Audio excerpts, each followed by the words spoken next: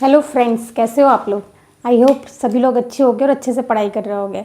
आज हम लोग जो टॉपिक स्टार्ट करने वाले हैं वो है ईवीएस का टॉपिक। ठीक है, ईवीएस पढ़ेंगे आज हम लोग।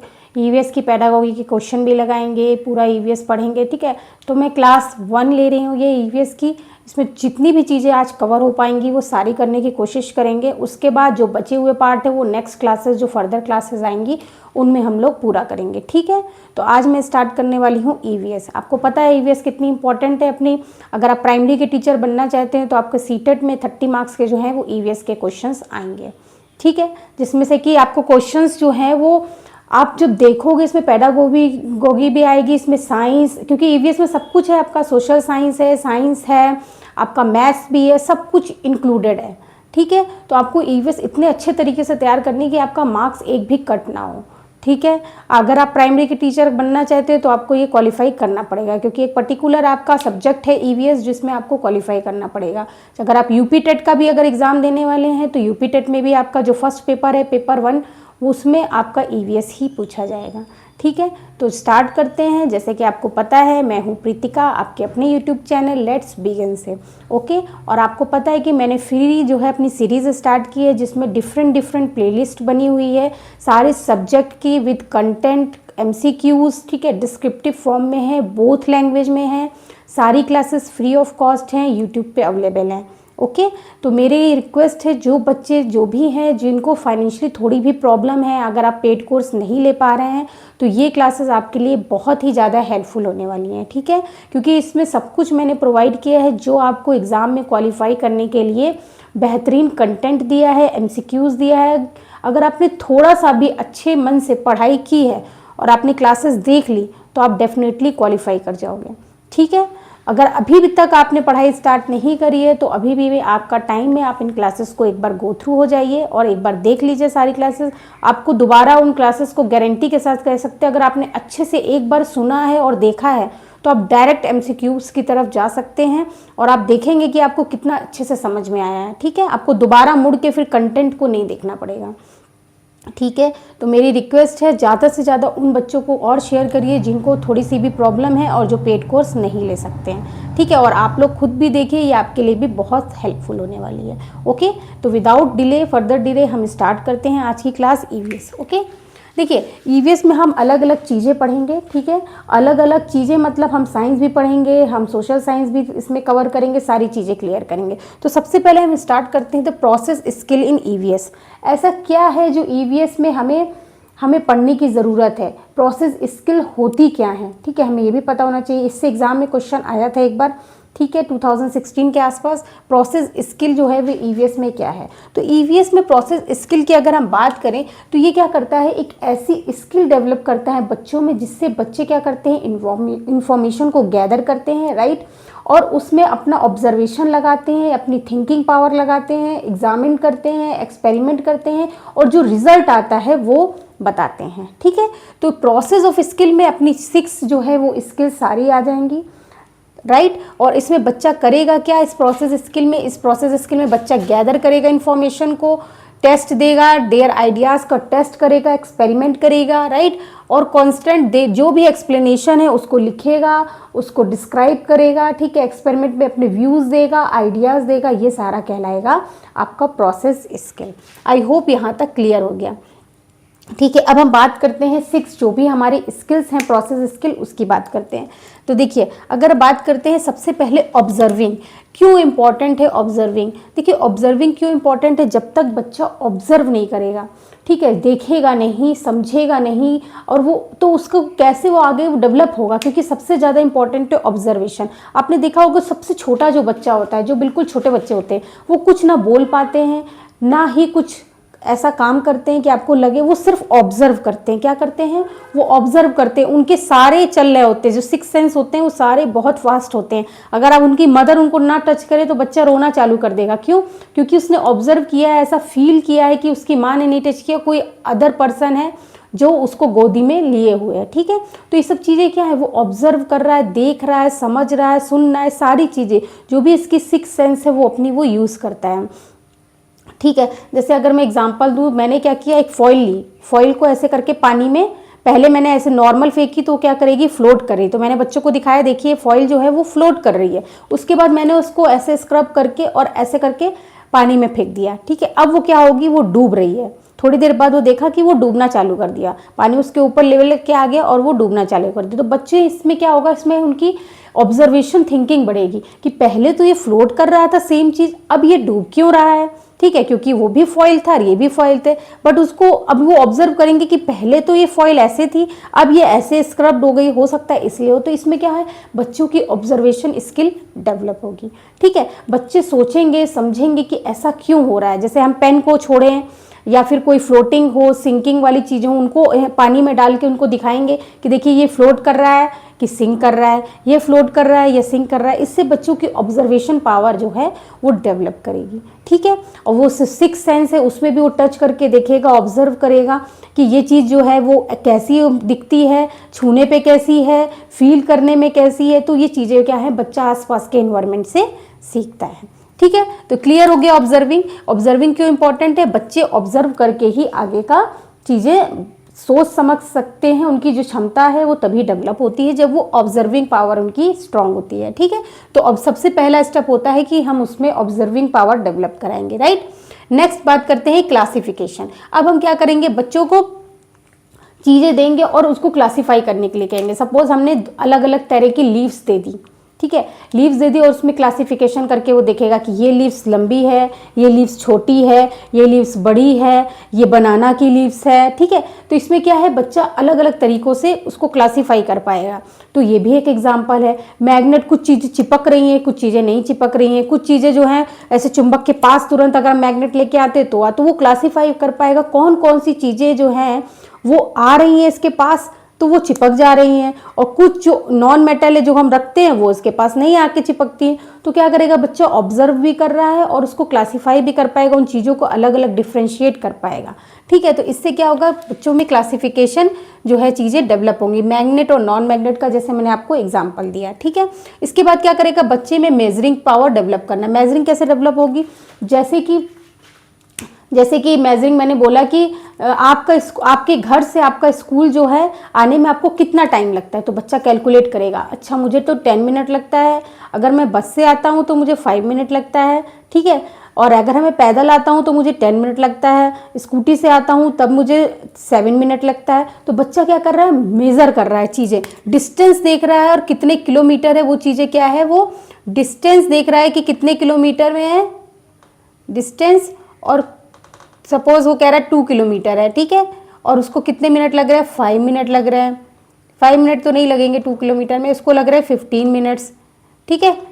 तो बच्चा क्या कर रहा है, यहाँ पर वो चीज़ें क्या कर रहा है, मेज़र कर रहा है, ठीक है। उसके स्पीड कितनी है, उसकी डिस्टेंस कितनी, ये चीज़ें वो फील कर रहा है, ऑब्जर्व कर रहा है और सब कुछ करके देख रहा है। तो इससे हम एग्जाम्पल देके बच्चों को समझा सकते हैं, ठीक है, कि आपके पापा गए ऑफिस तो वो कितने बजे पहुंचे, और जब वो उनको आने में कितना समय लगता है सुबह मॉर्निंग में, और लौटने में कितना समय लगता है, जबकि डिस्टेंस तो सेम है लेकिन ट्रैफिक इतना ज़्यादा होता है कि टाइम ज़्यादा लग जाता है, गाड़ी रुक रुक के चलती है ना।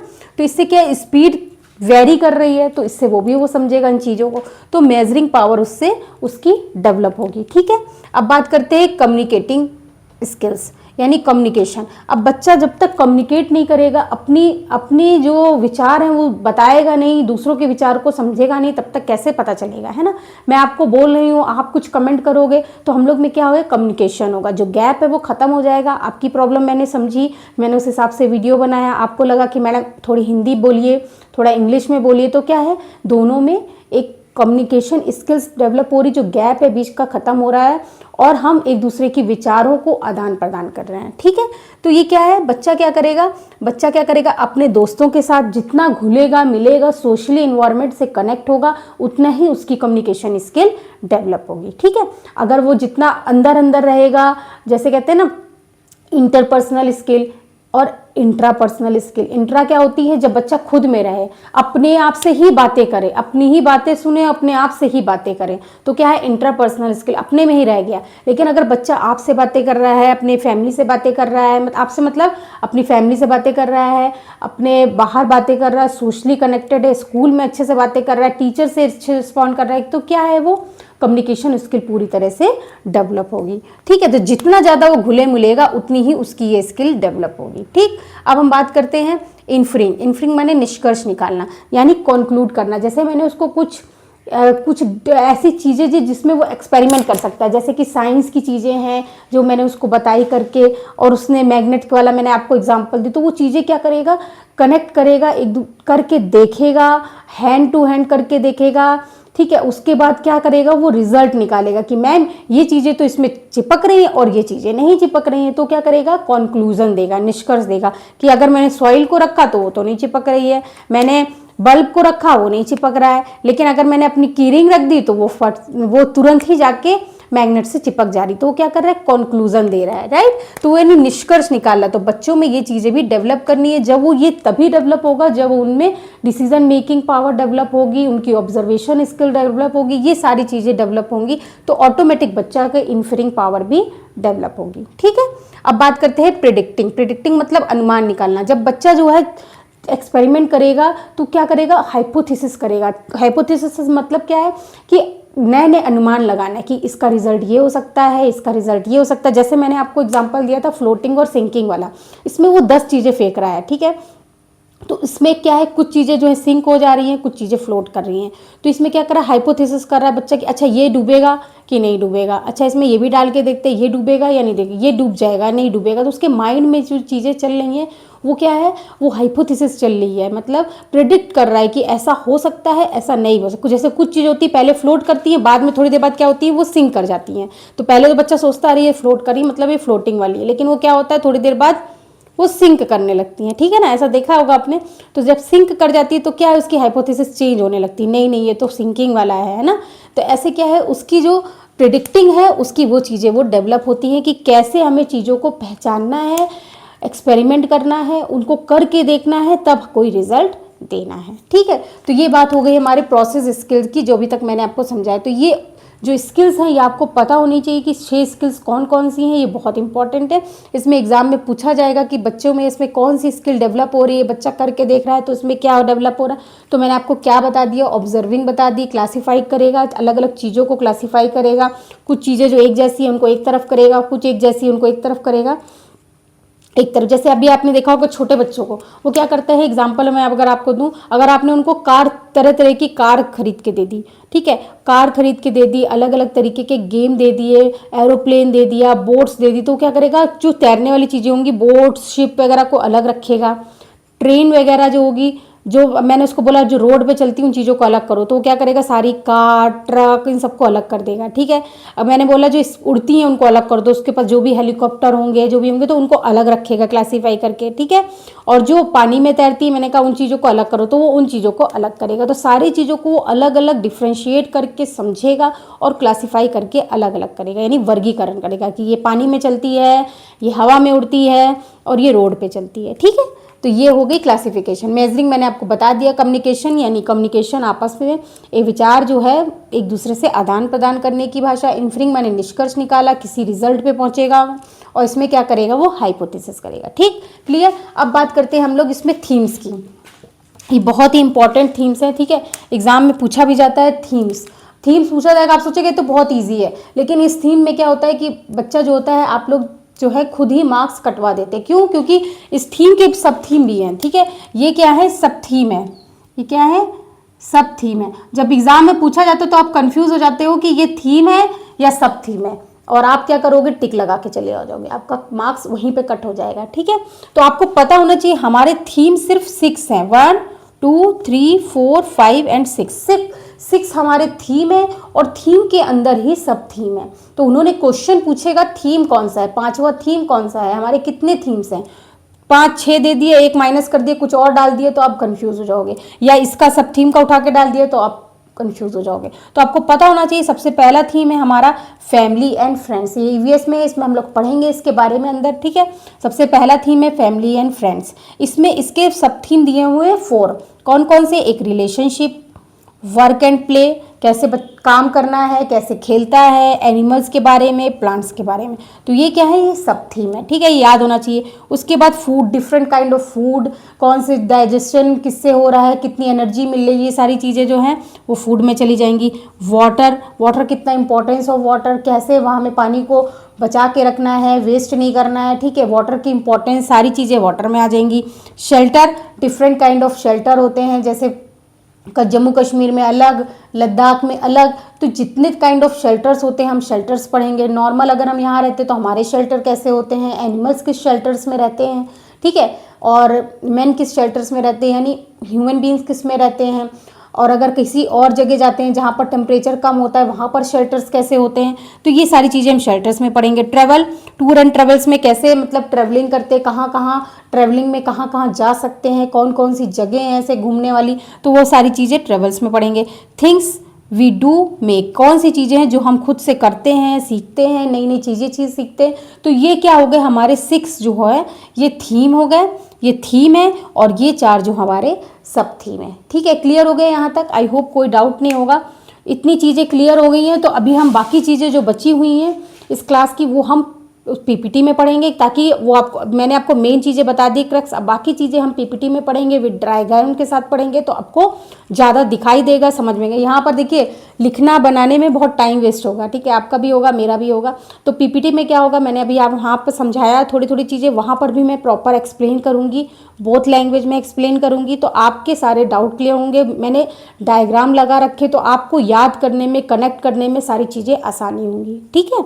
मैं यहाँ पर भी ले सकती थी, बट वही है कि टाइम किल होगा, वीडियो फालतू में बड़ी बनाने का कोई मतलब नहीं है, ठीक है। तो अब हम लोग पीपीटी से पढ़ेंगे, तो सारी चीज़ें विद डायग्राम के साथ पढ़ेंगे कि आप आराम से अपने नोट्स भी बना सकते हो, और अगर नोट्स बना सकते हो और उसको कनेक्ट करके देखोगे तो आपको याद हो जाएगी, फॉर एवर वो चीज़ें याद हो जाएंगी। क्योंकि कोई भी चीज़ अगर हम खुद से लिखते हैं, खुद से समझते हैं, तो हमें ज़्यादा देर तक याद रहती है। अगर आप चाहेंगे, अगर आपको नोट्स चाहिए तो आप मुझे कमेंट सेक्शन पे बताइएगा, मैं आपको नोट्स भी प्रोवाइड करने के देखूंगी। हिंदी और इंग्लिश के मैं अलग अलग कर दूंगी, नहीं तो जो पीपीटी में एक साथ बने हैं मैं एक साथ दे दूंगी, और अगर अलग अलग है तो मैं अलग अलग आपको प्रोवाइड करने की कोशिश करूंगी, ठीक है।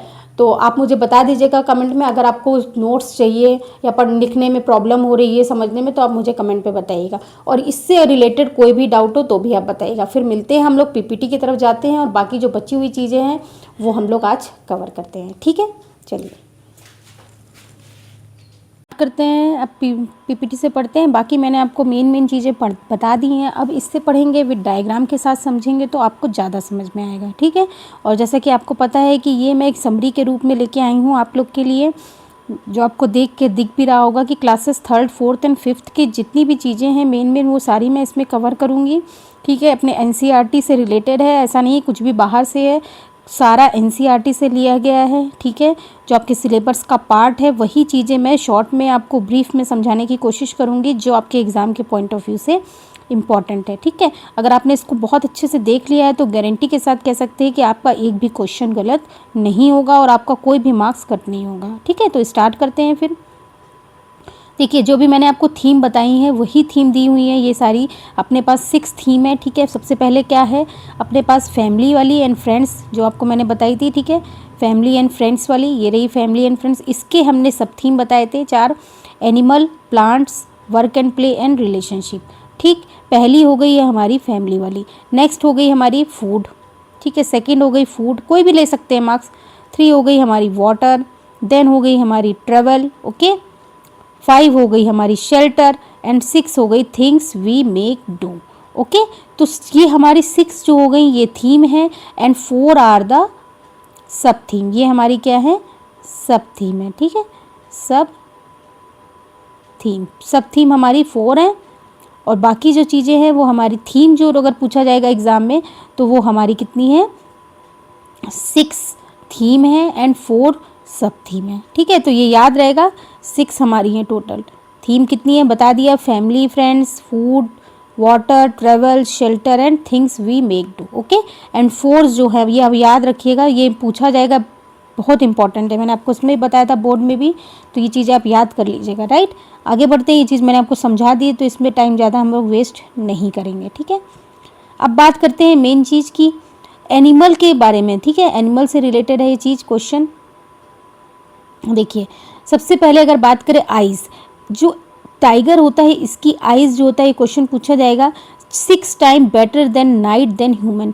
जो हम लोग देखते हैं हमारी आँखों से 6 गुना ज़्यादा अच्छा ये रात को देख सकता है। कौन देख सकता है? टाइगर। ओके, तो मैं हिंदी में देखिए बोल रही, इंग्लिश में लिखा है, आप परेशान ना होइए, मैं हिंदी में सारी चीज़ें आपको ट्रांसलेट करके बता रहे हैं। आप लिख भी सकते हो मेन पॉइंट, नहीं तो मैं आपको हिंदी में भी प्रोवाइड करा दूँगी, कोई इशू नहीं है। ओके, आप मुझे बता देना कमेंट पे अगर कोई भी प्रॉब्लम आ रही है तो। ठीक है, तो देखिए आइज़ जो है 6 टाइम जो है वो ज़्यादा तेज़ दिखाई देता है इन टाइगर्स को ह्यूमन की कंपैरिजन में।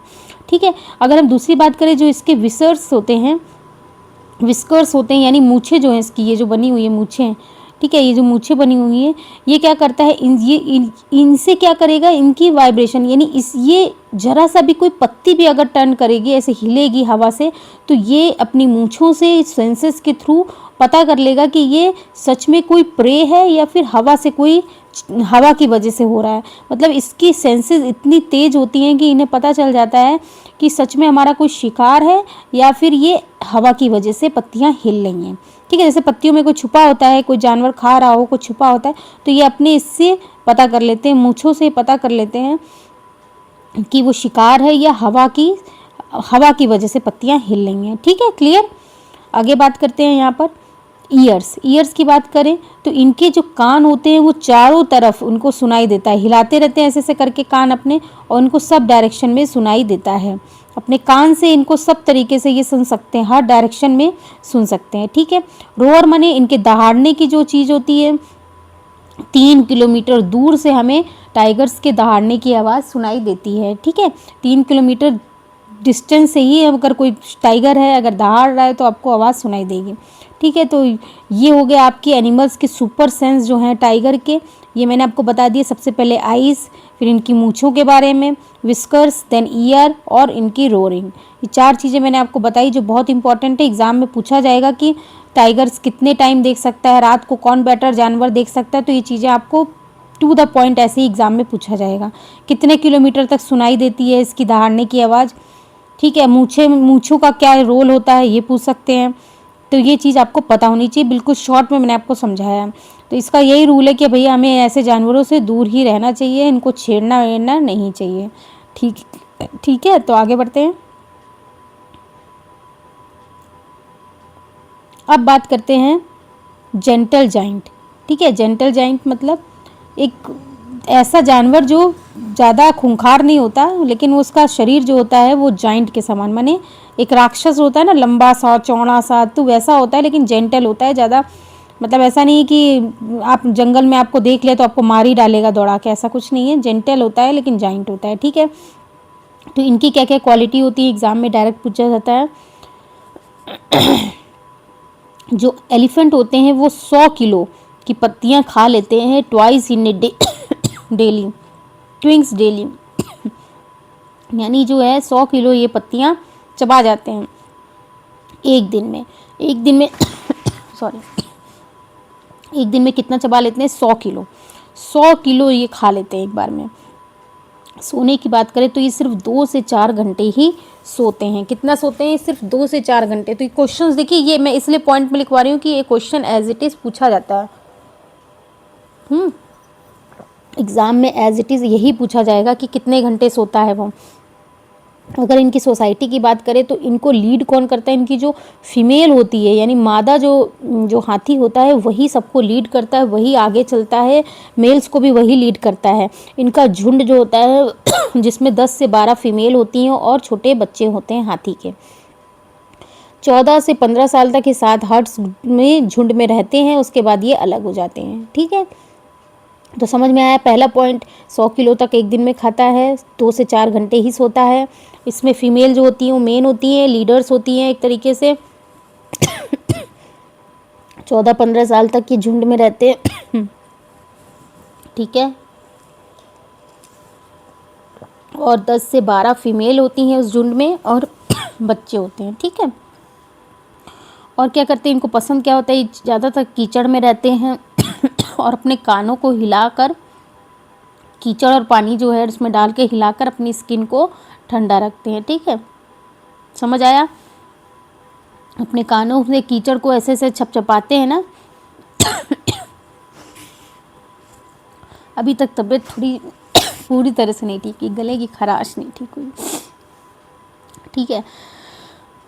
तो अपनी कानों को हिला के, फ्लैप्स मतलब कानों के ऐसे से हिलाते हैं, इनको ऐसे से हिलाते हैं तो इससे क्या है, कीचड़ उड़ता है और उनको बॉडी को ठंडा ठंडा महसूस होता है।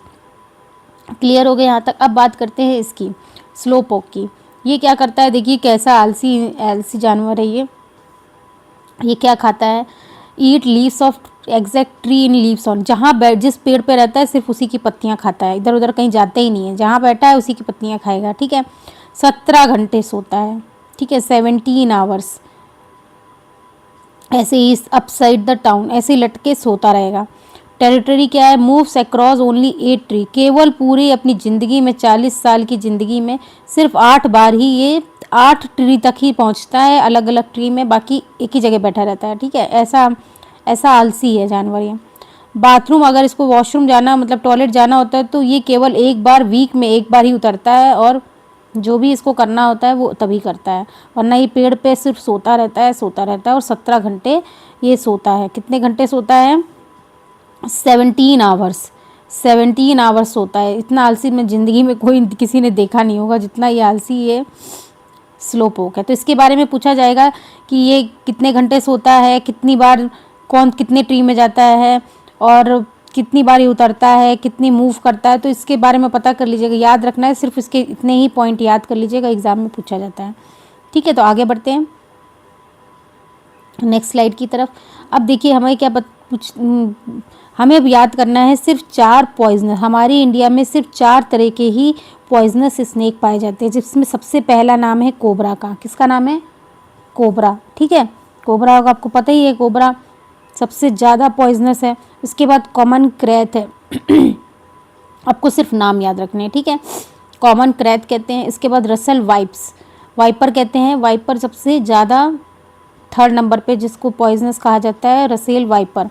नेक्स्ट है सॉ स्केल्ड वाइपर, ठीक है, इसका अलग नाम है अफाई। इसका है डुबोइया। तो ये याद करने की ज़रूरत नहीं है, सिर्फ ये याद करिएगा 4 तरीके के स्नेक पाए जाते हैं, cobra, common krait, Russell viper, saw scaled viper. इसमें 5वां भी दे सकते हो, पूछ सकते हैं कि कौन सा पॉइजनस नहीं है, ठीक है। कोई पॉइजनस डाल देंगे, नॉन पॉइजनस डाल देंगे स्नेक, और पूछेंगे कि कौन कौन से पॉइजनस हैं या नॉन पॉइजनस है। तो आपको पता होना चाहिए इंडिया में सिर्फ 4 ही तरीके के पाए जाते हैं, ठीक है। अच्छा, बात करें इनके टीथ की, तो जिसको फैंक्स कहा जाता है, ये हॉलो टीथ होते हैं, 2 दांत होते हैं, इन्हीं में सिर्फ जहर होता है। इन पॉइजनस जो आपको दिख रहा है सिर्फ इन दांतों में ही जहर होता है, बाकी किसी दांत में नहीं होता है जिसको फैंक्स कहते हैं, ठीक है। जब ये किसी को काटता है तो यही दांत चुभ होता है उस पर और जहर फैल जाता है, पॉइजन, ठीक है। तो समझ में आ गया। बाकी फैंक्स को हॉलो टूथ कहा जाए, इन दोनों के बीच में हॉलो है, ठीक है। स्नेक आर डीफ, ये बहरे होते हैं, इनको सुनाई नहीं देता है, जो कहते हैं ना बीन बजा रहा है सांप नाच रहा है, तो स्नेक्स आर डीफ, यानी ये बहरे होते हैं, इनको कुछ सुनाई नहीं देता है, ठीक है।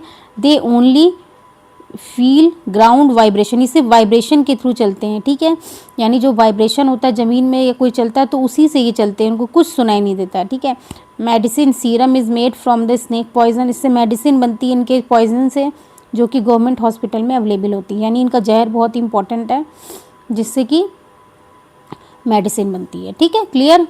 तो ये पूछ सकते हैं कि कौन से दांत होते हैं, तो 2 दांत होते हैं जो जिनमें जहर होता है, 4 ही स्नेक्स पाए जाते हैं इंडिया में, ठीक है। तो मैंने बिल्कुल आपको सिंपल लैंग्वेज में समझा दिया हिंदी में, तो ये मत सोचेगा कि इंग्लिश में दिया हुआ है तो कुछ समझ नहीं आ रहा, ठीक है। आगे बढ़ते हैं। अब बात करते हैं विज़न, यानी कैसे पक्षियों को दिखाई देता है, उस बारे में बात करते हैं।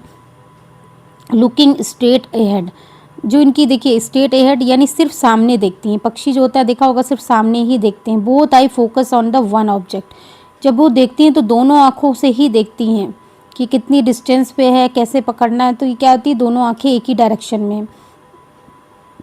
Looking sideways eyes focus on 2 different object, जब उनकी आंखें जो होती इधर उधर हो रही होती यानी 2 ऑब्जेक्ट को देख रहे हैं, ठीक है। ये वैसे जो होती है पक्षियों की आंखें हमेशा एक ही तरफ फोकस करती हैं, ये ध्यान रखिएगा, मूव नहीं करती। कुछ ही पक्षी हैं जिनकी ये प्यूपल जो होती है मूव्स करती है, बाकी किसी की भी नहीं करती है, ठीक है।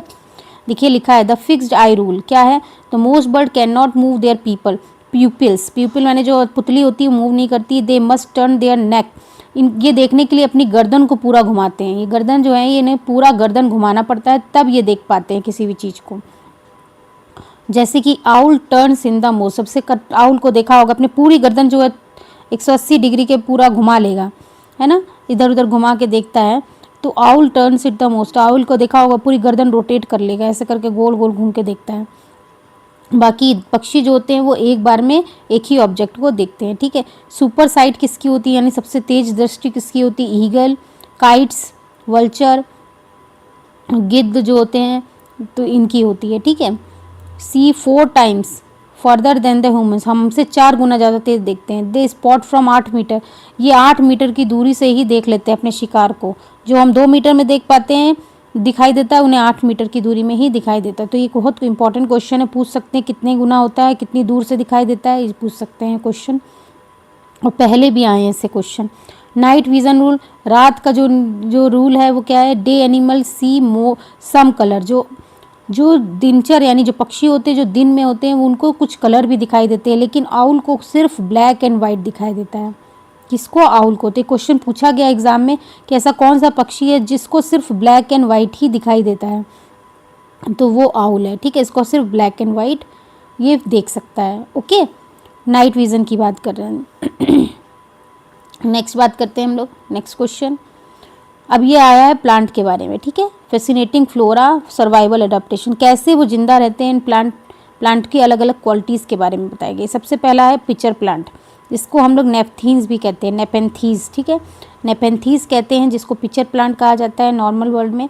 ये ऑस्ट्रेलिया और इंडोनेशिया में पाए जाते हैं और मेघालय इंडिया में भी पाए जाते हैं। कहाँ पाए जाते हैं, इंडिया में कहाँ पाए जाते हैं, तो मेघालय में पाए जाते हैं, ठीक है, जिसको हम लोग पिचर प्लांट कहते हैं। इनसे एक स्पेशल तरह की स्मेल निकलती है, गंध निकलती है, जिससे कीड़े जो होते हैं वो अट्रैक्ट होते हैं इनकी तरफ और इसमें जाके फंस जाते हैं। जो बने हुए ना ये पोटरी जैसी, इसमें जाके कीड़े बैठते हैं और ये ढक्कन इसका बंद हो जाता है और ये इसी में फंस जाते हैं। देख रहे हैं ना, इसमें ढक्कन बना हुआ है,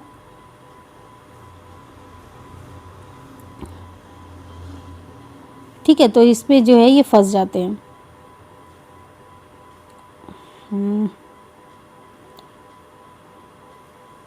अब बात करते हैं डेजर्ट ओक। डेजर्ट ओक क्या है, डेजर्ट ओक कहते हैं, ये क्या है, ऑस्ट्रेलिया में पाया जाता है, ठीक है। इनकी रूट्स जो हैं बहुत लंबी होती हैं, बहुत गहरी होती हैं, मतलब गहराई में होती हैं, ताकि ज़्यादा से ज़्यादा पानी ये सोख सकें, ठीक है, क्योंकि पानी नहीं मिलता, क्योंकि डेजर्ट में पाए जाते हैं तो पानी मिलता नहीं, तो इनकी जड़ें जो होती हैं बहुत अंदर गहराई में होती हैं और पंप की तरह उसको पानी को खींचती हैं, ठीक है, इतनी गहराई में फैली होती हैं। दिखा ना, 30 गुना बहुत गहरी होती है, नॉर्मल प्लांट से बहुत गहरी होती है, जिसको हम लोग डेजर्ट ओक कहते हैं। ये कहाँ पाया जाता है, ऑस्ट्रेलिया में पाया जाता है, ठीक। अब बात करते हैं खेजड़ी ट्री। खेजड़ी ट्री क्या है, खेजड़ी ट्री की अगर हम बात करें तो खेजड़ी ट्री जो है वो राजस्थान में बिश्नोई ट्राइब्स, जो बिश्नोई ट्राइब्स यानी जनजाति के लोग थे राजस्थान में, उनके द्वारा ये प्रोटेक्ट किया गया। ये क्वेश्चन पूछा जाएगा एग्जाम में कि कौन सा प्लांट जो है वो खेजड़ी ट्री के द्वारा, खेजड़ी जो है ट्री किसके द्वारा प्रोटेक्ट किया गया था, तो किसके द्वारा प्रोटेक्ट किया गया था, जो बिश्नोई जो थे, जो ट्राइब्स जनजाति के लोग थे, उन्होंने इसको प्रोटेक्ट किया था, ठीक है। इसकी सुपर पावर क्या है कि ये नीड्स लिट, इसमें बहुत कम पानी की ज़रूरत होती है, क्या होती है, बहुत कम पानी की ज़रूरत पड़ती है, ठीक है। इसकी जो बार्क यानी जो इसकी जो तने वगैरह होते हैं उनसे मेडिसिन बनती हैं, ठीक है, और इनमें कभी भी कीड़े नहीं लगते हैं, अनअफेक्टेड बाय इंसेक्ट्स, इनमें कभी भी कीड़े नहीं लगते। इनकी खास बात ये है, कम पानी लेता है, मेडिसिन बनती है इससे और कभी भी कीड़े नहीं लगते हैं, ठीक है। इसको खेजड़ी ट्री के नाम से जाना जाता है। ये क्वेश्चन पूछा गया एग्जाम में। तो तीनों प्लांट जो हैं बहुत अपने में ही इम्पॉर्टेंट है, तो आप ये याद कर लीजिएगा, ठीक है। 3 तरह के बताए, एक पिक्चर प्लांट्स जिसको नेपेंथीज कहते हैं, एक डेजर्ट ओक ऑस्ट्रेलिया में पाया जाता है, खेजड़ी ट्री राजस्थान में, ठीक है, जिसको कि बिश्नोई ट्राइब्स ने बचा के रखा हुआ है, ठीक। नेक्स्ट बात करते हैं, नेक्स्ट स्लाइड्स की बात करते हैं हम लोग। इसमें क्या है, इसमें शेल्टर और होम दिए गए हैं कि कौन कैसे कैसे रहता है, जो मैंने अभी आपको बता रही थी, ठीक है।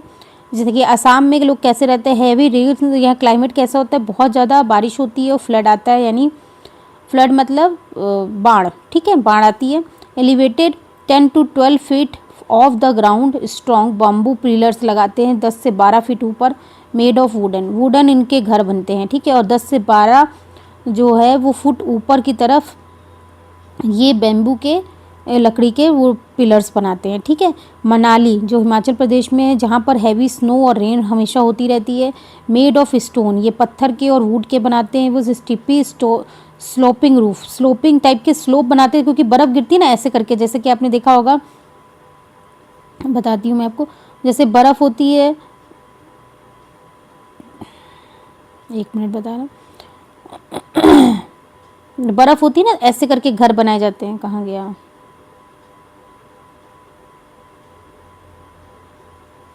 ऐसे करके घर बनाए जाते हैं, ऐसे करके, ठीक है, ऐसे करके घर बनते हैं ना ऐसे। तो ये स्लोपिंग इस तरीके के नीचे नीचे लगा रहते हैं ताकि जो घर है उसमें बर्फ़ जो है वो टिक ना पाए, ठीक है। तो बर्फ़ जो होगी वो टिक नहीं पाएगी, तो बर्फ़ जो है वो सारी गिर जाएगी, ठीक है। तो इस तरीके के घर बनाए जाते हैं यहाँ पर, ओके। तो ये समझ में आया। इनमें हैवी रेन होते हैं। आसाम में मनाली में हैवी स्नो पाए जाते हैं, जो कि कोल्ड और डेजर्ट में पाए जाते हैं, ठीक है। कोल्ड और डेजर्ट लद्दाख में यहाँ पर क्या होता है, extremely freezing, -40 degree temperature, 40 degree, ठीक है। यहाँ पर 2 फ्लोर स्टोन होते हैं, मड लाइम के कीचड़ और उसके बनाते हैं, लाइम स्टोन के चूने के। ग्राउंड फ्लोर फॉर एनिमल्स, ये क्वेश्चन पूछा गया है कि पहली मंजिली जो होती है वो एनिमल्स के लिए होती है स्टोरेज, कोई विंडो नहीं बनाए जाते हैं। Flat roofs are dry wages, second floor पे ये लोग रहते हैं, 2 फ्लोर का है ना घर तो सेकेंड फ्लोर पे सब लोग ह्यूमन बींग्स रहते हैं, फर्स्ट फ्लोर पे ग्राउंड फ्लोर पे एनिमल्स रहते हैं, कोई विंडो नहीं होती है, फ्लैट रूफ बनाए जाते हैं और ड्राई वेजीज होती हैं, पत्तियों, सूखी पत्तियों से बनाए जाते हैं, ठीक है। कहाँ पर, लद्दाख में। राजस्थान की बात करें, यहाँ पर एक्सट्रीम डेजर्ट, बहुत सूखा रहता है, हीट गर्मी होती है, यहाँ पर मड हाउस बनाए जाते हैं ताकि ठंडक रहे, थिक वॉल होती हैं जो कि काऊ डग माने गोबर से बनाई जाती है। Roof made of thorny bushes, thorny माने कांटेदार बुशेस की जो झाड़ियों की घर बनाए जाते हैं ताकि ज़्यादा से ज़्यादा ठंडक प्रोवाइड करें, है ना, ठंडा रहेगा तो अच्छा रहेगा। तो लद्दाख का बता दिए, मनाली, असम। तो ये घर किस तरीके के, ये पूछा गया क्वेश्चन। विंडो किस में घर में नहीं होती हैं, 2 फ्लोर का घर कौन सा होता है, एनिमल कौन से फ्लोर पे रहते हैं, मड हाउस कहाँ बनते हैं, थ्रोनी बुशेस का घर कौन किसका होता है, ठीक है, बॉम्बू पिलर्स कौन बनाते हैं। तो ये क्वेश्चंस 1-1 नंबर के हैं जो आपसे एग्जाम में पूछा जाएगा, ठीक है। आगे बढ़ते हैं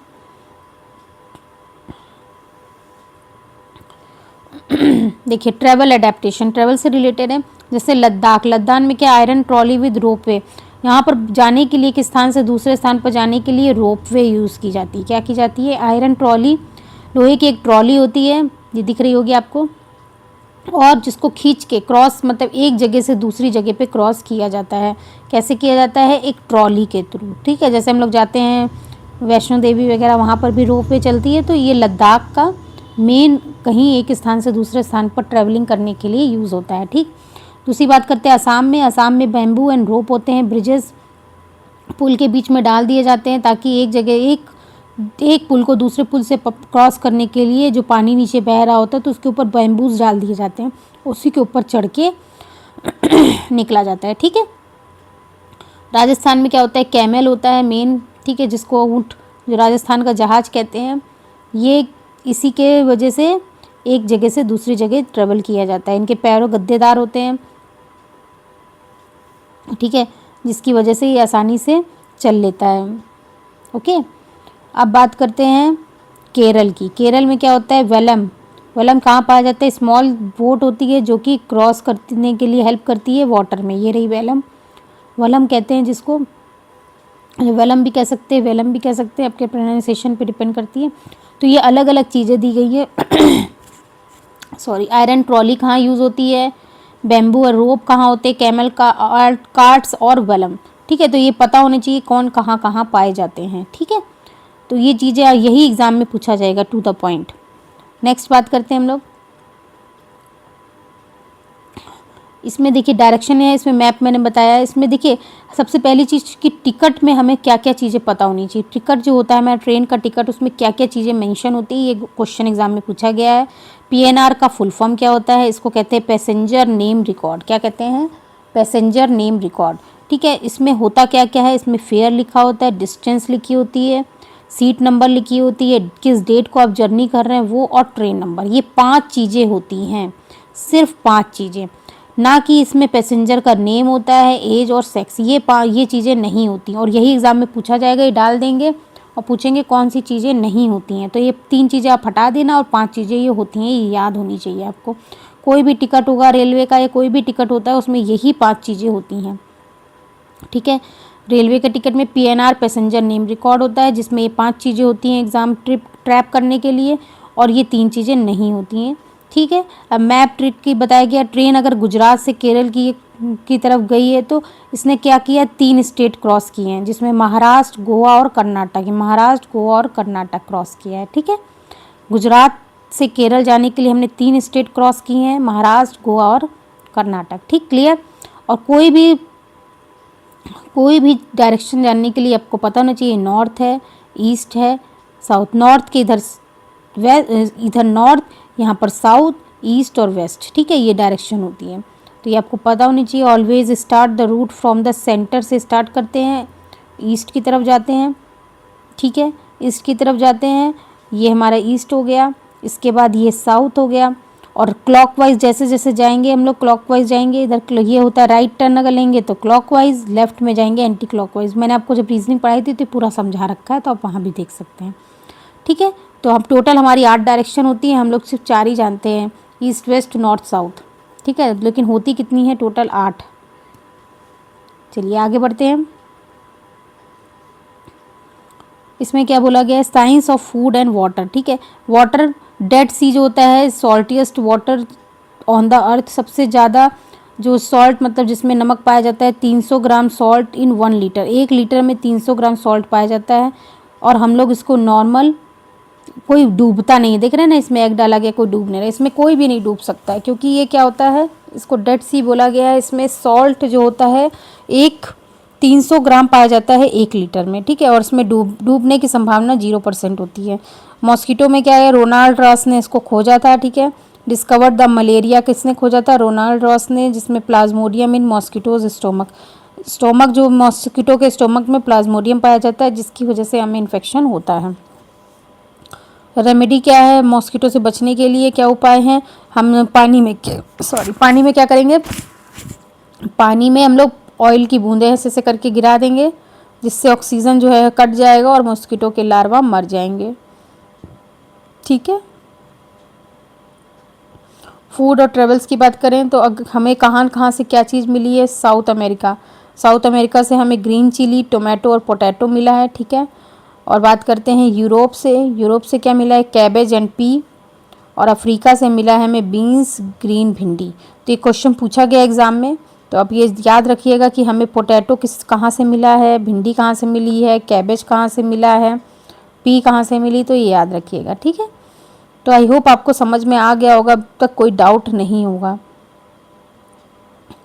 ठीक है, आगे बढ़ते हैं। जो हमारे मेन ऐसे बंदे जिन्होंने कुछ काम ऐसा किया है जिनको लाइफ में याद रखा जाता है, तो उनमें से एक नाम है कर्णम माहेश्वरी। कर्णम माहेश्वरी क्या थी, वेट लिफ्टर थी, आंध्र प्रदेश की थी। कहाँ की रहने वाली थी, आंध्र प्रदेश की। इन्होंने 130 किलोग्राम वेट उठाया था और 29 इंटरनेशनल मेडल जीते थे। कितने, 29। इनका नाम क्या है, कर्णम माहेश्वरी। ठीक है, वेट लिफ्टर थी, याद होना चाहिए। दूसरे थे बचेंद्री पाल क्या थे, फर्स्ट इंडियन वुमेन थी, 5th इन द वर्ल्ड में 5वीं, और इंडिया की पहली थी जो कि माउंट एवरेस्ट पे चढ़ी थी। पीक हाईएस्ट 8,900 मीटर की और 90 डिग्री का पोस्चर वाइल क्लाइंबिंग करते समय जो है, वो जो पोस्चर जो था उनका 90 डिग्री का था। तो बचेंद्री पाल। ठीक है, बचेंद्री पाल इनका नाम है, ये याद होना चाहिए। अल ब्रूनी क्या था, ट्रैवल था उज्बेकिस्तान का 1000 साल पहले। उसने क्या किया था, इंडिया को प्रेस किया था, skill in building ponds and चबूतराज बनाने के लिए उसने प्रेस किया था, ठीक है। रेज प्लेटफॉर्म एंड स्टेपल्स, कि कैसे इंडिया में किस तरीके के चबूतरे बनाए जाते हैं, इसके लिए अलबरूनी ने इंडिया को प्रेस किया था, मैंने तारीफ़ की थी इंडिया की, ठीक है। क्लियर हो गया। तो ये 3 नाम आपको याद होने चाहिए, अलबरूनी, बेचेंद्री पाल और कन्नम महेश्वरी, ठीक है। तो एग्ज़ाम में पूछे गए क्वेश्चन है वही मैं आपको करा रही हूँ। तो आई होप आपको समझ में आ गया होगा कि कितना इम्पोर्टेंट है ये टॉपिक, ठीक है। आगे बढ़ते हैं। ईवीएस की पेडागोगी में हमें कुछ पॉइंट याद रखने हैं जो जो इम्पोर्टेंट है, पॉजिटिव कह सकते हैं। हमें स्कूल में कोई भी चीज़ सिखा रहे तो हमें रियल लाइफ से कनेक्ट करनी है, ठीक है। बच्चों को कुछ भी सिखाना है तो उन्हें रियल लाइफ से कनेक्ट करना है, कोई भी रूट लर्निंग नहीं देनी है, एक्टिव पार्टिसिपेशन रखना है, तो बच्चा ज़्यादा से ज़्यादा इन्वॉल्व हो, खुद करके देखे, ठीक है। और कोई भी टेक्स्ट बुक का सिर्फ टेक्स्ट बुक के ऊपर डिपेंड नहीं रहना है, ठीक। Community resources, farmer, grand parents, local experts, ये सारी चीज़ें जो है वो यूज़ करनी है। फोर्सिंग रिजिड नहीं रहना है कि यह नहीं यूज़ करना, वो नहीं यूज़ करना, हमें अपना कोई भी रिजिड बिहेवियर यूज़ नहीं करना, बच्चों के फेवर में जो चीज़ें हों वही करनी है जिससे बच्चों का फ़ायदा हो।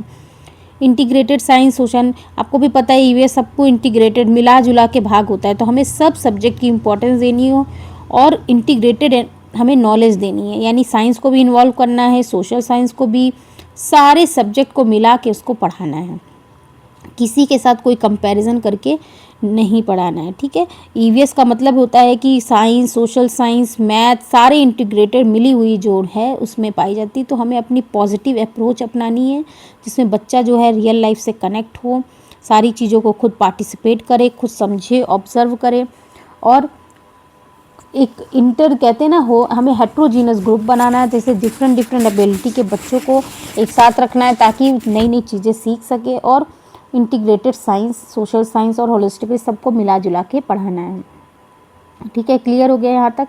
आई होप कोई डाउट नहीं होगा।